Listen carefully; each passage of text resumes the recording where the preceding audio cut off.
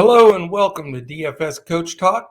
Today is Wednesday, November the 24th, 2021. I am Joe Sarvati, affectionately known as Coach, and I am here to go over a very exciting pre-Thanksgiving NBA 13-game slate. That is correct. 26 teams playing, right in my wheelhouse. We love big slates at Coach Talk, and I am very excited to go through all of them with you.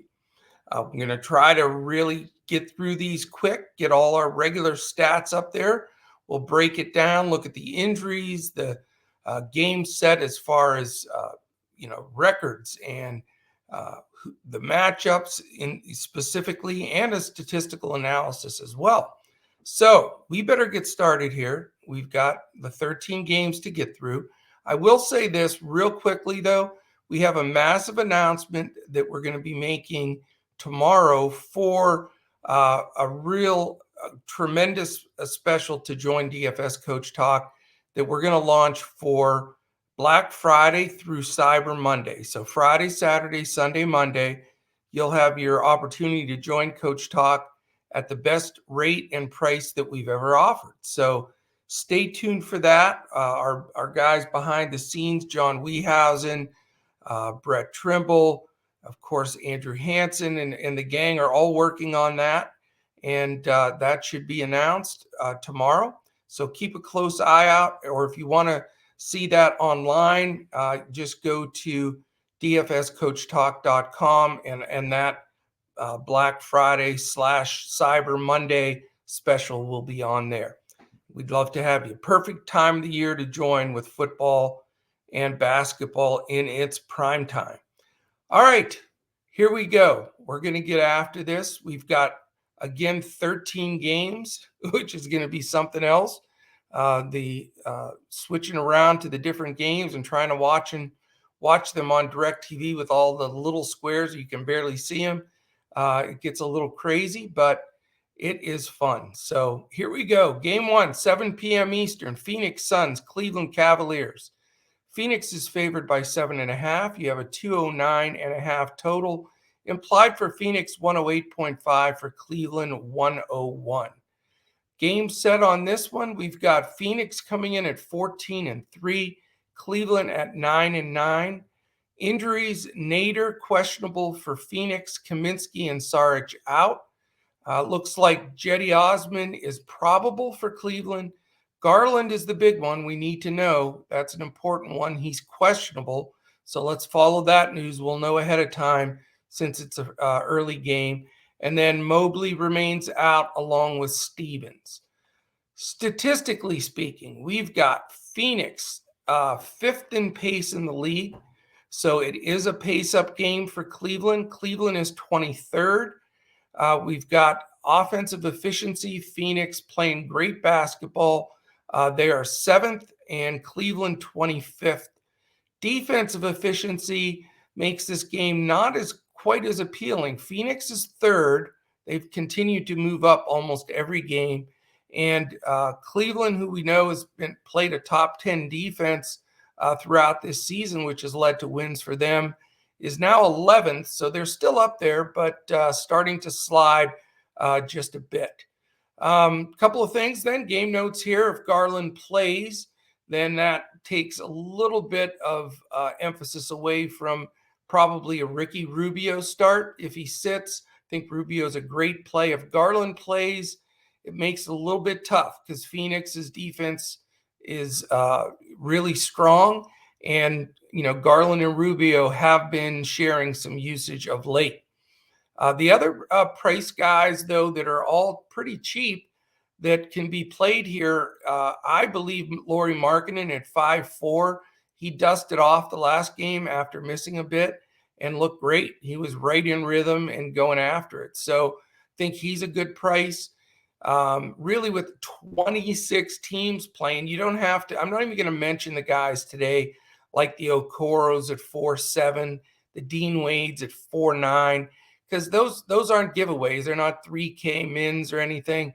And really, if you're playing Okoro and Wade together today, you're in trouble. Let's just say it that way. So I'm going to be sticking to the guys that are either massive value or guys like Garland and Rubio who are going to lead their team in usage. On the Phoenix side, you've got Chris Paul at 8K. And let me say this, nobody plays tomorrow. NBA takes Thanksgiving Day off, so you have nobody on the front end of a back-to-back. There are 4 teams on the second night of a back-to-back, but most of these games are island games. So we're going to see a good dose of these guys in tonight's game, which really helps when you break these down. And it also makes guys playable like Chris Paul at 8K, Devin Booker at 8.6. You can even look at Mikal Bridges as a value play at 5.1. If you want to go up to center in this game, which I'm not going to, you've got both centers, DeAndre Ayton and Jared Allen at 7.4. All right, next game. Here we go. We're going to keep this ball moving. We've got another 7 o'clock game, Charlotte Hornets, Orlando Magic. Charlotte favored by 8. It's a 218.5 over under. The implied total for Charlotte, 113.25, and for the Orlando Magic, 105.25.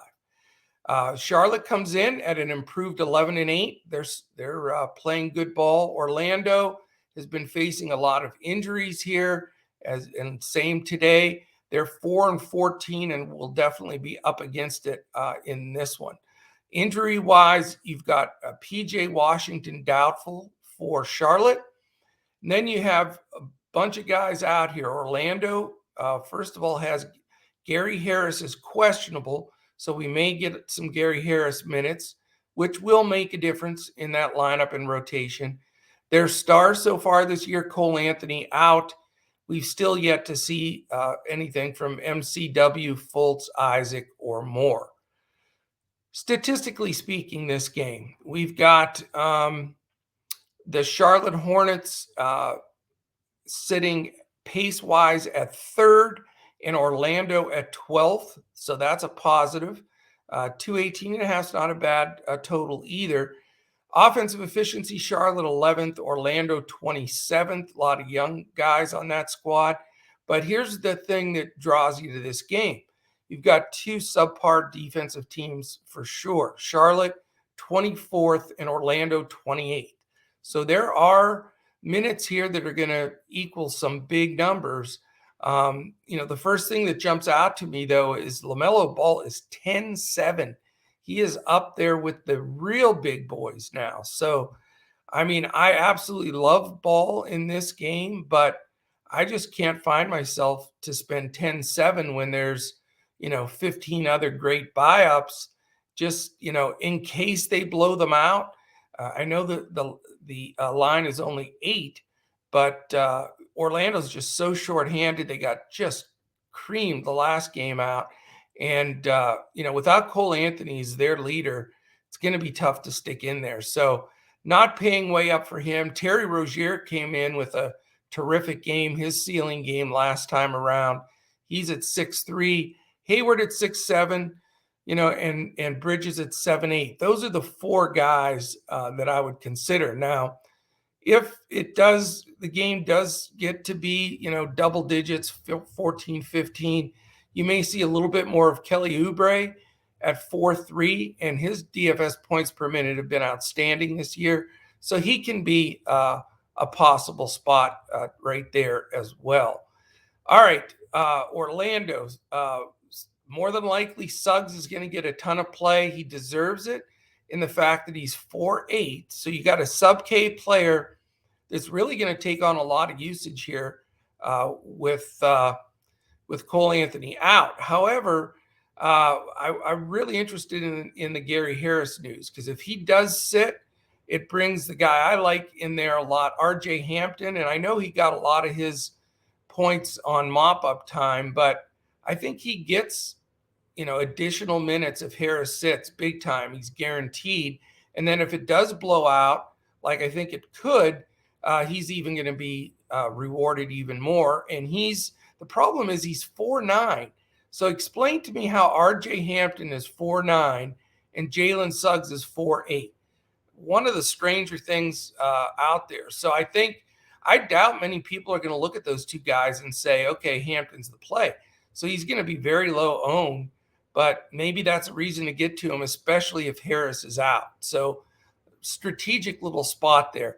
The other guys in this game, I think Franz Wagner, whose price never goes up, and he makes value very often. He's 3.9. And then you got the two bigs, both super priced.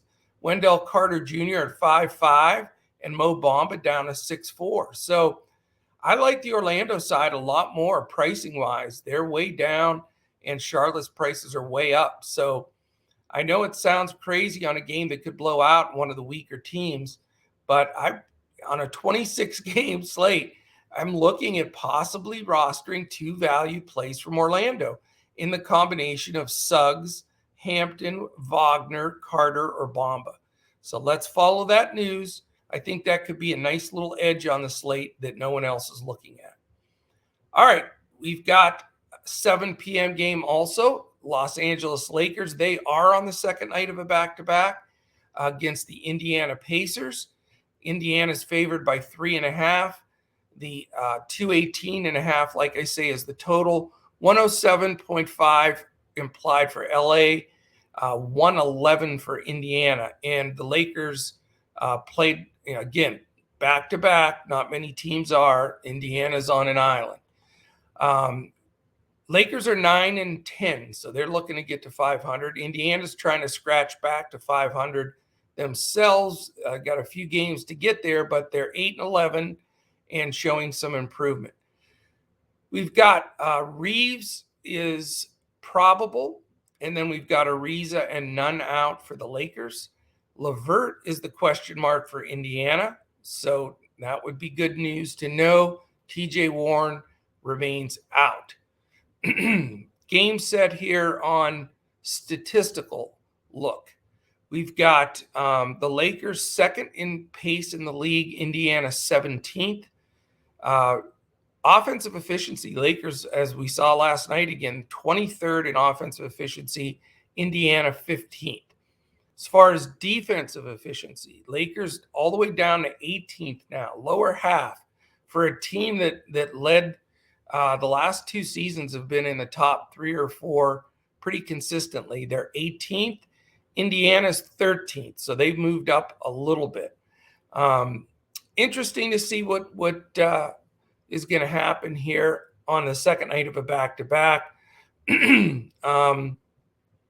Russell Westbrook at 10-3, certainly capable of getting to his number, similar to what he did last night.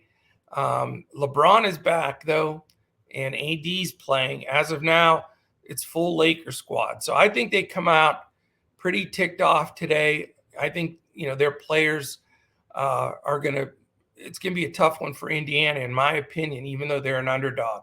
You got the regular lineup now that they're trying to go with Westbrook, Bradley, James, Davis, and Jordan, and then moving THT back off the bench with Carmelo. Problem is pricing. Russell is 10-3, LeBron 10-8, and AD 11. That is a lot of salary and a lot of split usage for a team that has not played that well. So really in this type of a build with this many teams playing, you can only afford one of those three. And the question would be which one? I mean, Russell's going to get Malcolm Brogdon defense, so that's not going to be a piece of cake. LeBron should get a mixture of guys. He's probably the best play of this group. He's rested. He just missed that last game, not because of injury, but because of the cheap shot he gave to poor old Isaiah Stewart. And he's lucky Isaiah didn't catch him because that would have not been too pretty. So LeBron at 10-8, everybody's giving him all kinds of business for the cheap shot. I think he's got something to prove. All you have to do is give any type of narrative to LeBron to have to go out and prove everybody wrong. And so I hate to say it, but I do lean to him, even though he's got that big price of 10-8. I think you can get him, pretty low owned on a slate like this. Anthony Davis at 11, having to deal with Sabonis and Turner inside, I don't think is ideal. On the Indiana side, it'd be nice if I'm going to go LeBron to come back with somebody on the other side of the ball. Malcolm Brogdon is a nice play at 7-6. The problem is I do think he's going to get some Avery Bradley defense, which definitely is a deterrent for me. I don't quite want to go up to Sabonis at 8.5. He is playing better of late, but I don't trust Carlisle's rotations and, the way that he just substitutes guys. I don't think he's getting maximum, at least DFS usage for us in any way. So not really crazy on the Indiana side. Need a sip of coffee. All right, much better. Okay, let's head on to the next game. We've got our first 7:30 game, actually our only 7:30 game of the night.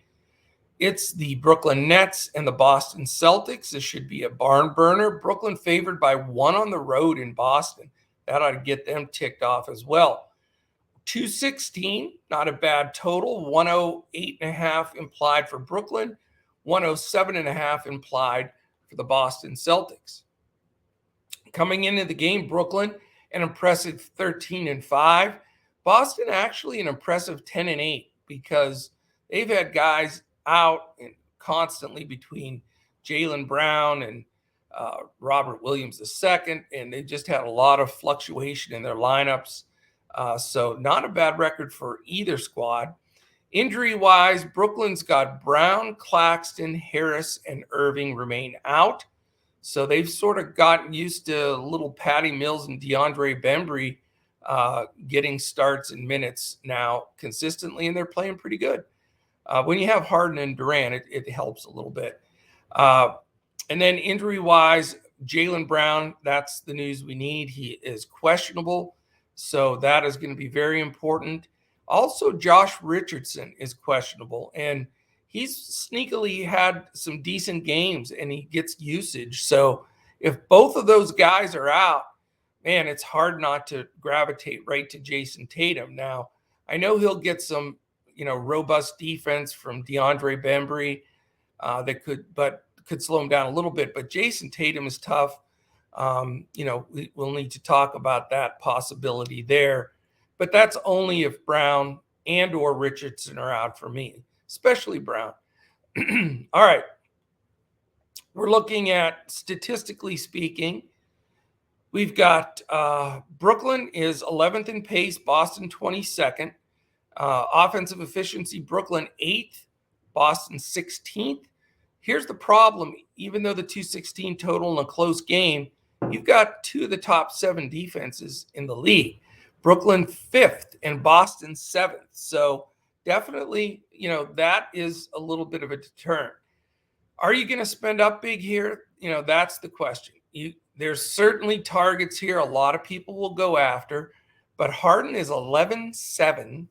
Durant is 11-2. And on the other side of the ball, Tatum is 10-1.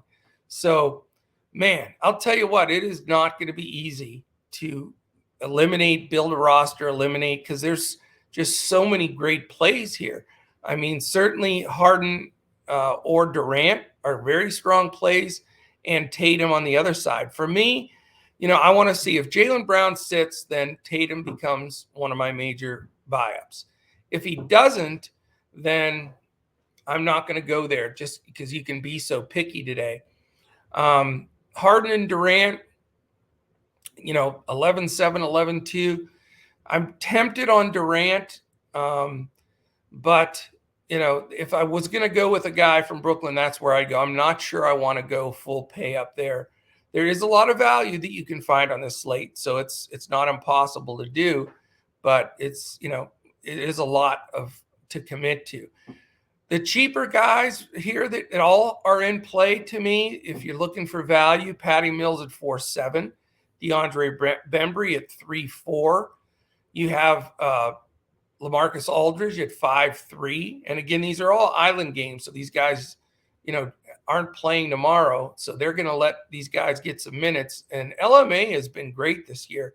He has really done well points per minute when he plays. On the other side, Marcus Smart's pretty inexpensive at 5.4. And Al Horford getting up there a little bit at 7.3. Robert Williams, if he's on full minutes at 5.6, could be an option as well. All right, we go to an 8 o'clock game. Toronto Raptors, Memphis Grizzlies. Memphis by 3, 220 over under. So we love that. 108.5 implied for Toronto, 111.5 for Memphis. So that is immediate interest on my behalf there. So there's a bunch of 8 o'clock games. So let's see, where does this one fall? Here it is. Wow, there are a lot of games at that time frame. Toronto 8-10, Memphis 9-8. So two teams hovering around the 500 mark. Massive news for two guys, especially one guy. OG Anunoby questionable. Very important to know that news. Precious Achiuwa also questionable. That's important as well. It definitely shuffles the deck there in Toronto. So we need those. Watanabe, I always say both pronunciations as those who listen on a regular basis. No, he is questionable. Dylan Brooks is questionable for Memphis. So this game, to me, the two most important guys on the floor, for one for each team, Anunoby and Brooks. They're the great defenders.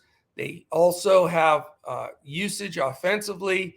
They change the entire rotation, these teams.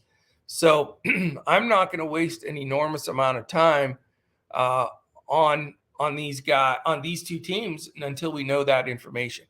But Melton and Merrill are out. So DeAnthony Melton is still out for Memphis, along with Brooks being questionable. As far as the statistical look here, we've got where are we at? Well, I can't believe how many games are at 8 o'clock. I've never seen this before. Toronto is 24th in pace, Memphis 10th. And then offensive efficiency, Toronto 12th and Memphis 10th. So they know how to score the ball, hence the 220 total. Defensive efficiency. This is why this game is circled on my sheet. Toronto 21st, Memphis last, which is just amazing to me that they're last. But again, without Dylan Brooks, they just don't get it done defensively. So from again, I don't want to spend too much time on a game until we know the situation. If Anunoby's in, he's playable at 7-2. If he's out, it really escalates for me. Scotty Barnes at 6'6", Gary Trent at 6'1". I think you can also consider Fred VanVleet at 7'8". If Precious Achiuwa sits, Siakam will probably start at center. He's been very inconsistent, tough to depend on at that 8-1 tag. Birch is getting a decent run off the bench for really the only true center for them if Achiuwa's out, and he's 3'8". So we need that news. John Morant's at 9'8", so at least he's down below 10 again. Certainly playable. Again, they're rested. I think he could be a monster here. One of the pay-up options for me. Desmond Bane, he smashed for me last time at 5'5". He's a terrific play if Brooks sits because that usage goes pretty much directly to him. Brooks, if he's in, he's only 5'7". If he's not on a minutes restriction, then you can consider him. But I need to do some real homework there because if they're going to cap his minutes, then certainly unplayable. Not interested in the others on that side of the ball. All right, next game. Again, one of the million 8 o'clock games. We've got the Detroit Pistons at the Milwaukee Bucks. Blowout city potential here. Milwaukee's 14.5-point favorite. 215 total, 100.25 implied for Detroit. 114.75 for Milwaukee. Interesting game here, without question. And then as far as the game set, Detroit 4-13, Milwaukee 10-8, and getting some momentum. Injuries, Killian Hayes, Kelly Olynyk, Isaiah Stewart, all out for Detroit. Milwaukee, Brook Lopez is at least bumped to the doubtful. He's been out forever, so I don't expect him to play, but we know he's getting close. DiVincenzo and Ogilvy remain out. From the statistical side, we've got the second night of a back-to-back for Detroit, so that hurts even more on the blowout. definitely concerned. I was concerned about the blowout last time, and it definitely costs major guys for Milwaukee minutes, and it could very well do that again. So, proceed with caution as you're rostering anybody here. We've got 15th in pace for Detroit, 8th for Milwaukee. Offensive efficiency, Detroit only 28th, Milwaukee 14th. And then defensive efficiency, Detroit's 23rd. They're pretty much bad in everything. And Milwaukee's 12th. So as we look at this breakdown here, Detroit's been an awesome value team the last week with their guys out. Corey Joseph, who's done a fine job, 4-4. So they haven't adjusted his price. So, I mean, he's another go-to guy here at that price rating. Kate Cunningham's all the way up to 7-6, but he deserves it. He threw a triple-double in there as well. Certainly their main really usage guy at this point. He's surpassed even Grant as far as, just touches and shots and in play DFS-wise. So 7-6 isn't out of the question if this game stays close enough. He's not getting really that mop-up time like he did before. He's, he's really the key guy and is going to get minutes if it's a ball game. Not interested in Sadiq Bey. Grant's a little too high at 7. Luka Garza still dead min 3K. He got massive foul trouble yesterday. I still think he's a good play, though. I know it's super, super risky and maybe just only a GPP-wise, but at 3K, I mean, I think he gets 20-plus points here, and it does open up the opportunity to get 2 super studs rather than 1, but risky, no question about it. If he stays out of foul trouble, though, I think he can do all right. Other than that, we've, from their side of the ball, just a lot of bench guys. Nobody that I think is even worth mentioning. Trey Lyles at 3-2. He's just not that good. And then as far as the Bucks go, I mean, can you pay 12-2 for Giannis in a spread that's 14.5 and an over-under only 215? As much as I think he's the best DFS player points-wise, I can't go there at that price. Holiday reasonable at 6.9. You can think about Middleton at that normal 7.5, mid-sevens rating. Salary-wise is decent play. Portis has leaked all the way up here to 7K now, so not too thrilled with that price.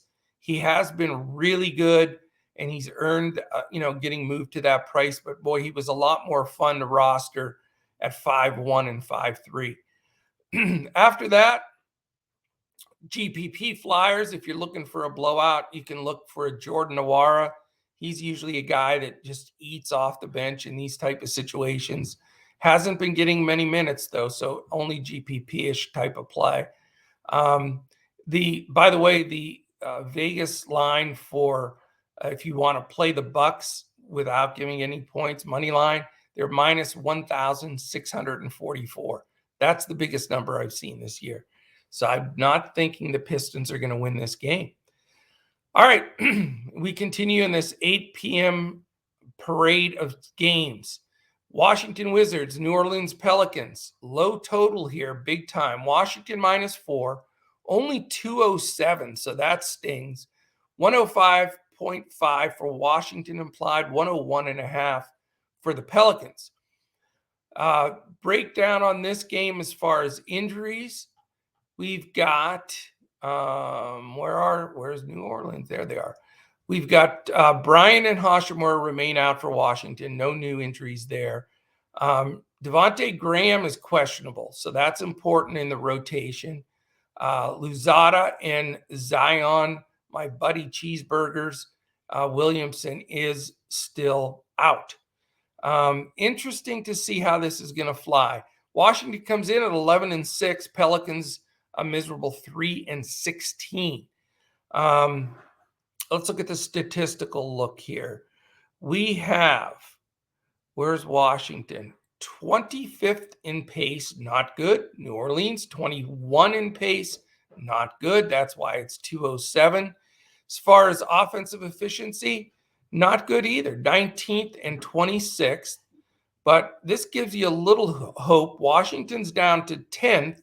They've been in the top 10 defensively, but they've slid down a little bit lately. So maybe that defense is showing some holes.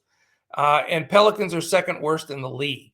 So, if this game stays close enough, this could be a fine game to grab somebody, a one-off somewhere, because people are going to be afraid of it because of the low total. But I think there's some potential there.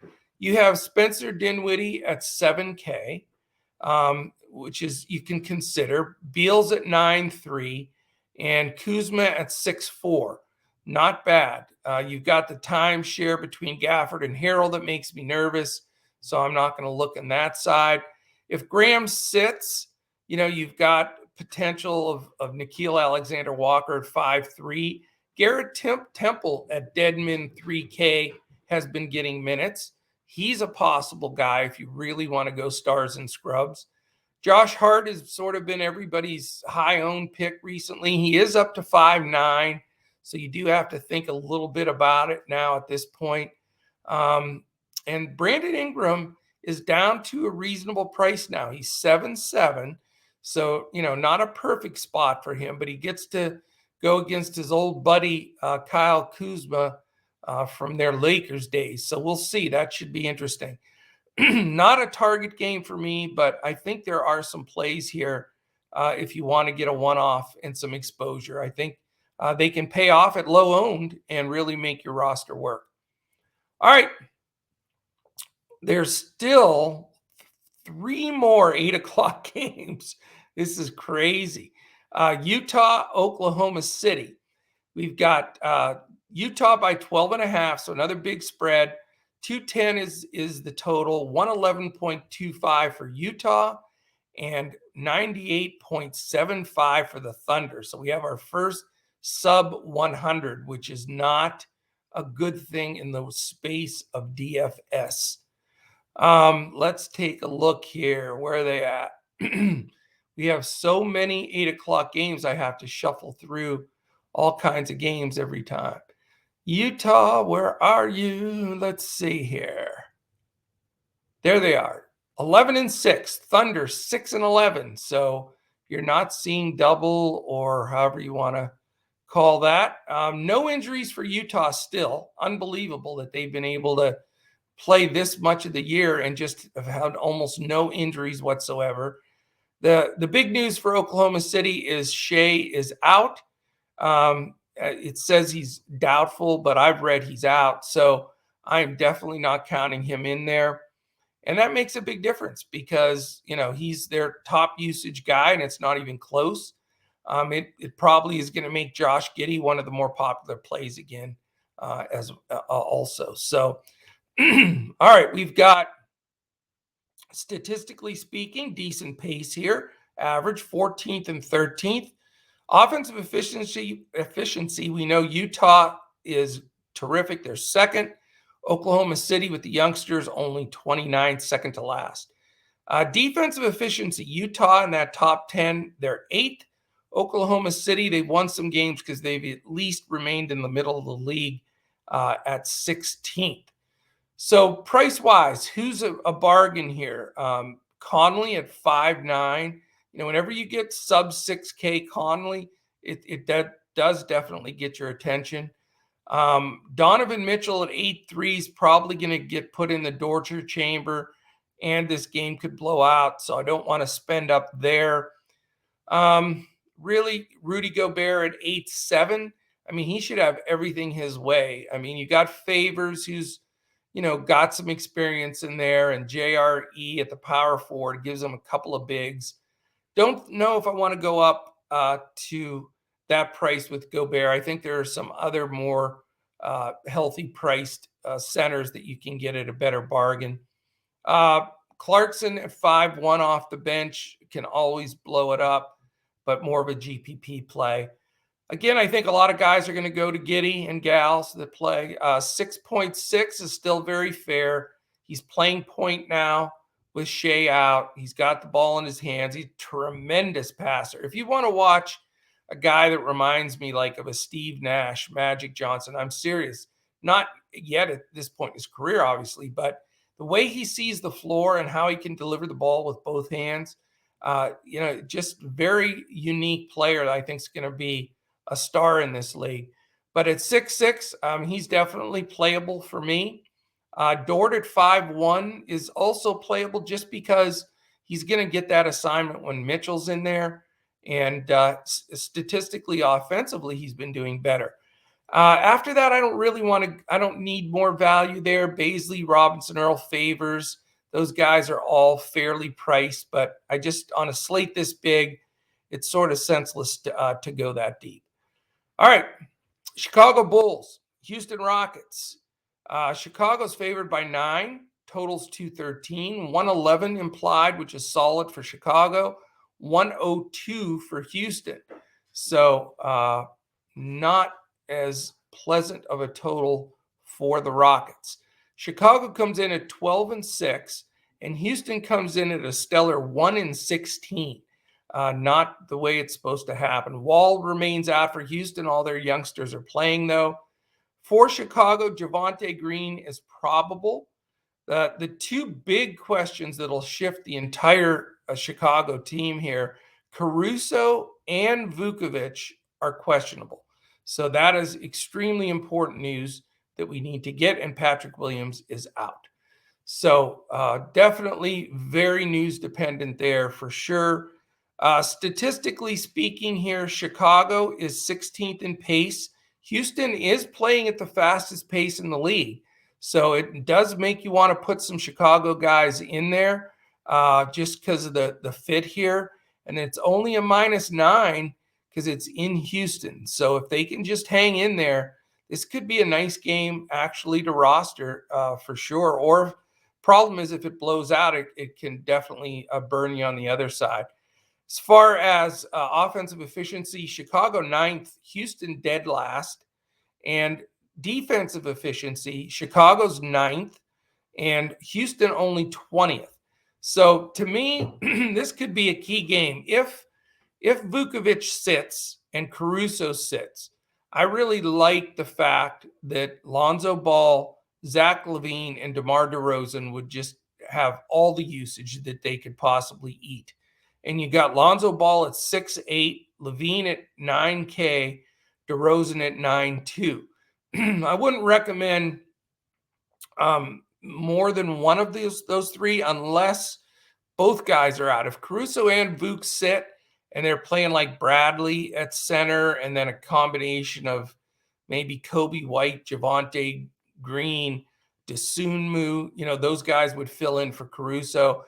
But those guys aren't high usage guys at all. So that's what I would do. I would have no problem going with like a Ball DeRozan, and take two guys. Not many teams I'm going to take two guys from, but in this matchup with such a terrible defense and a high pace, I think that can really pay off for you. Now, if Vuk and Caruso play, then all bets are off because now you've got Vuk diving in there with really solid usage numbers, and Caruso handles the ball. He gets DFS points, and they do directly take them away from Ball, LaVine, and DeRozan. So let's get that news. If one of them sits, probably going to play one Bull. If they both sit, I'll probably play two Bulls. On the other side of the ball, Kevin Porter Jr. has been out for a couple games. He's at 5'9". He gets to mix back in there with Jalen Green.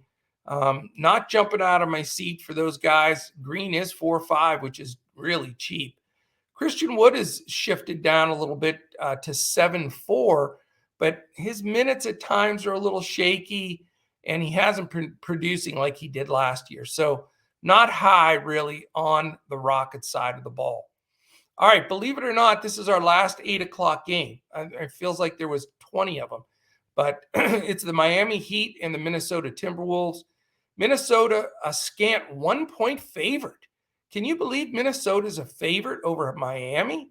That is the line of the night that shocks me right there. It's a 212.5 total, 105.75 implied for Miami, and Minnesota 106.75. So I would not. I mean, I'm generally right around what the number should be. I would have thought Heat by 3.5. And for Minnesota to be favored here is just shocking to me. All right, let's take a look at that matchup. Heat 12-6, Minnesota 8-9. Injury-wise, it's not like any of the key guys are out for Miami either. Garrett is probable. Morris and Oladipo remain out. The only person questionable for Minnesota is Okogie, and he's had limited run for them off the bench anyway. Statistically speaking, as far as this game goes, we've got the Miami Heat playing at the 27th fastest pace, and they're on the second night of a back-to-back. That's the only reason that I would imagine Minnesota's favored here. But, we know that Spoelstra doesn't like to push his guys, but the bottom line is they're off tomorrow. I think they want to go in there and win this game. I think they're going to read the box score there to see that they're underdogs, and that's not going to sit pretty with them. Plus, Minnesota's 9th in pace. So that big pace-up game for Miami, that helps. Offensive efficiency, Miami's been tough all year at 6, Minnesota at 21. Defensive efficiency is the problem, and that's where you don't want to have too much exposure to this game. Miami's 4th, and Minnesota is an incredible 6th. They have just shot up the defensive rankings. So, touch and go game here. What do you really want to push the button on? Butler's 10K, certainly, a playable commodity, but Bam is playing at 8-4. Tyler Hero had a big game for me last night at 7-5 and low ownership. Those guys are all playable. I like Hero a bit. Butler's expensive. And, I think Bam's a good play too, but at 8-4, that's the question mark. And it's a back-to-back. So, I think guys like Bam are going to lose a few minutes. Dedmon will probably get an extra 4 or 5 minutes run. And you just really can't afford that DFS points-wise. I think Butler gives a good go to it because he needs to be in there to defend because, they have some tough matchups here with D'Angelo Russell and Ant. And those two guys, really need to be defended and defended well. Patrick Beverley is going to create some trouble probably on the other side for Lowry. So that makes him a little bit tougher to get to. Cat at 9-4 isn't going to be my choice with Bam and Dwayne Dedmon defense. To me, it's determine who Butler's going to guard. Is it going to be D'Angelo or is it going to be Edwards? I personally think that Lowry's going to guard Russell and Butler's going to guard Ant. So, that makes it a little bit tough. This is a great game. It's a game I want to watch. I think it's an exciting game, but it doesn't seem to me as a game that screams out to be owned here because you've got tough defensive matchups. But if it does stay as close as it is, you can take a shot on a D'Angelo Russell at 7-3. If you're going to use one of your buy-ups, Jimmy Butler at 10K is a good play too. I think that, he could have a bust-out game here. But again, it's a back-to-back, so be careful. Spoelstra's not a guy to overplay his guys. All right, we have an 8:30 game, and then we have 2 late games at 10 o'clock. So we're down to the final 3, 10 down, 3 to go. Atlanta Hawks, San Antonio Spurs. Atlanta is favored by 4, and we have the second highest total on the slate at 222. 113 applied for Atlanta, 109 for San Antonio. And you've got the Atlanta Hawks at 20th in pace, San Antonio 4th. You've got offensive efficiency. Atlanta can score the ball at 5, San Antonio 24th. Neither team tearing it up defensively, especially Atlanta, a horrible 26th, and the San Antonio Spurs 17th. As far as the game set here goes, it's Atlanta 9-9, the Spurs 4-12. We've got DeAndre Hunter and Okongwu out for Atlanta. Dougie McBuckets is questionable for San Antonio, and Zach Collins remains out. So where do we look at this game? Statistically, it's not, a game where you can really avoid it. I mean, there's enough points to go around. The defenses aren't playing well, and there's a lot of bargains. So let's talk about, first of all, Trae Young at 9.5. Yes, he gets DeJounte Murray defense. Murray's 9.6, and he's been a triple-double machine. He has been over 10K, and this is a great, great spot for him. Now, I don't think I've rostered Murray since he's gone into these 9 and 10s in prices, but this might be the spot. He may be one of my key buy-ups because I think people know he's playing well. I just like this spot at home against Atlanta, day before Thanksgiving, island game. I think Murray has the potential to really get it done tonight. So he's my sleeper play at a 9.6 price, if you can be a sleeper at that price. After that, though, you've got Bogdanovich, Herter, Collins, Capella, Gallinari, Reddish, Lou Williams. They're all getting minutes. Prices just don't dive off the sheet for me. Collins can get it done at times at 7.2. Not thrilled about Capella at 7.4 going against Jakob Poeltl defense that is pretty solid. I wouldn't mind Jakob Poeltl on the other side at 5.7, but Pop has been bringing him back slowly.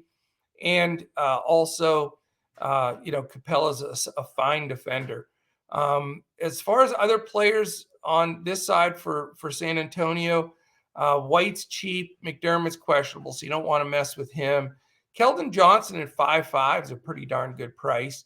Likewise, Kevin Herter on the other side at 4.6. And I will say this, Bogdanovich has been shooting the ball better, but he's scoring dependent and he's only 4.7. So he's not dead out of the question for me. I will consider a couple of those guys. But I think at the 222 number in this game set, I would like to have some exposure to this game.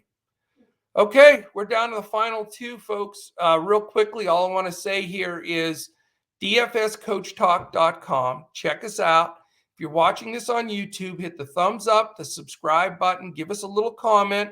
Also hit the little bell in the upper corner. That will alert you every time one of our podcasts posts live and premieres. So you can watch it, get in live chat with us. We'll answer questions. It's been really successful. We've been doing that the last 2 or 3 weeks in basketball and football, thanks to our man Joe Stanton. And so it's all looking good. So get in there with us when they premiere. You'll get that alert if you hit that little bell button in the top. If you're listening audio-wise, a quick 5 stars and a little comment, whether it's on Amazon Music, Apple Podcasts, Spotify, wherever it is. If you do that, we'll pull one random person from the group that puts 5 stars in a comment monthly. Only 1 week left to go in this month's November's contest, and you get a free full week all access of Coach Talk. So dive in that with us as well. If you want to check us out on Twitter, we're at DFS Coach Talk. I am at Joe Sarvadi, JoeSarvadi. All right, last 2 games. Philadelphia, Golden State. Golden State by 11, 216.5 total. 102.75 for Philly. 113.75 for Golden State. As far as injuries go, we have Philadelphia, just a plethora of confusion. How about questionable tags on Seth Curry, Danny Green, and Tobias Harris? And then we know that Embiid and Simmons are out. So you basically have their starting 5 in some of the games last year as possibly all being out. That's unusual. So what we do know is Tyrese Maxey's in and Drummond's in, and then we have to figure out all the rest with Korkmaz and Milton and everything else. So we'll go over that a bit. Golden State has 3 guys out: Iguodala, Klay Thompson, and Mr. Wiseman. He has been out all season thus far. Statistically speaking, Philadelphia, second to last in pace. That doesn't help matters. But Golden State is 7th, so good pace-up game for Philly. 3rd in offensive efficiency for Philly, which is very weird. So they don't play fast, but they do know how to score the ball. A lot of good vets on that team. Golden State 1st in the league in offensive efficiency and defensive efficiency. That's how dominant they've been. And I mean, you can see it right there with their record. They're 15-2, which is just, hammering everybody. Philly's 10-8, which is really impressive considering the massive amount of injuries and people sitting out, etc. So where do we go here? Tyrese Maxey, if all those guys are out, let's just say, I mean, you got to look at Tyrese Maxey right away at 7.5. Andre Drummond at 8.2. Korkmaz at 4.5. Thibault possibly, more GPP-ish for me at 3.6. Same thing with Niang at 4.7 and Shake Milton at 4.8. They're also going to get play from Isaiah Joe at 3.2 if those guys are out. So let's follow the news, and then we'll be able, when we see who's in and out, where those value plays are going to pop up. But having the right value play or two from Philly could make or break the slate for you. So that's something we're going to follow closely. Maxey jumps off the board for me here, though, at that 7.5, and is very likely to make my lineups. As far as the Golden State side, we have Steph Curry. Didn't play much the last time, last game out. He could have a monster here. He's 11-4, which is a lot, but I think, deserves to be in contention for your top pay-up spot. He's one of my top 5 pay-up considerations here. Jordan Poole's up to 7.1 now, which is a little troublesome. Wiggins at 7.4, still a bit high. You can go Draymond at 6.7. That's, let's see if Tobias plays and how that plays out.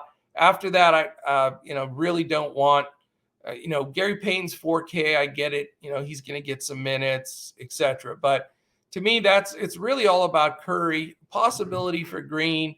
If you can pay up for a Poole or Wiggins, that's fine. I don't know if I'm going to have enough salary to do that, but I'm probably going to have 2 people exposed from the Philly side, looking like Maxey, and then one of those phenomenal values, depending on who's out, specifically Korkmaz, Curry if he plays, Thibault if he's in the starting lineup. So let's follow that closely because that's going to make a difference. And if you want to roster somebody in there, make sure you put them in that utility or the spot where you can move them out. If somebody gets put in or out of lineups for those 10 o'clock games, be able to do some shifting. And you have lots of guys that you can shift to because this next game is the highest total game on the entire board, and it happens to be the last one of the night. And it's a close spread. So everybody's going to be on this game like crazy. Portland -2, a big 226. And then you've got that magic thing that doesn't happen that much this season where both sides are implied totals over 110. Portland's 114, Sacramento 112. So definitely a target game. And guess what? No injuries on either side. And you have that piece of Alvin Gentry has taken over for Luke Walton. And he's going to push the ball. He's going to favor some guys in this lineup. And I think you're going to be able to get some really good deals here. Portland's 10-8, Sacramento's 6-12, but a little bit new life with a new coach in there, especially since Luke was one of the poorer coaches in the league. It is a second night of a back-to-back for Portland. They're one of the 4 teams that did play last night, so that is a concern. Dame's been injured on and off throughout the year. They don't usually push Nurkic very hard on back-to-back, so there is some concern there. But I will say pace-wise, again, Portland 18, 6th for Sacramento. Offensive efficiency 4th and 17th, respectively, and 2 terrible defenses. Portland 27th, Sacramento 25th. So paced up game, bad defense, close spread. This, you got to have exposure here. I'm going to try to fit in 2 guys in the mix here. I doubt I'm going to pay up for Dame. It's 9.7, although I think he could have a monster game. He really could, but not totally counting him out. May be able to make a GPP lineup work with him in it. CJ's fair at 7.6. He's coming off a big game last night.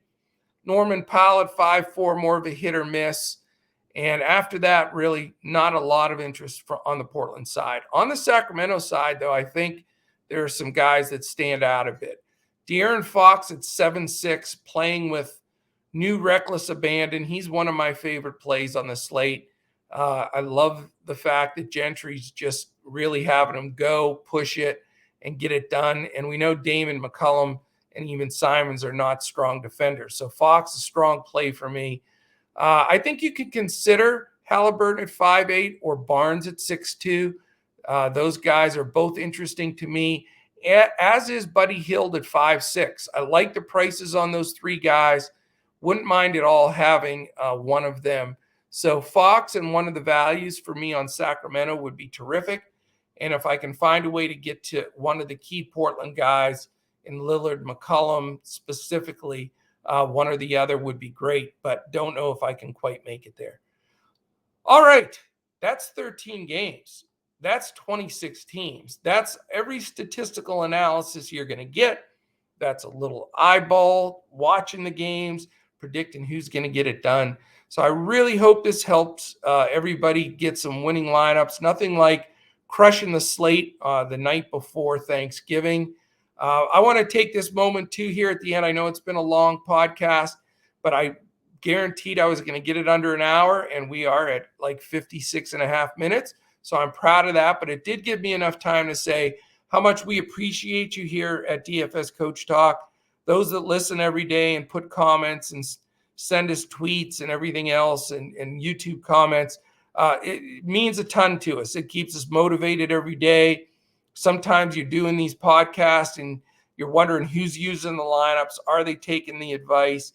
And we've had some really good winning nights.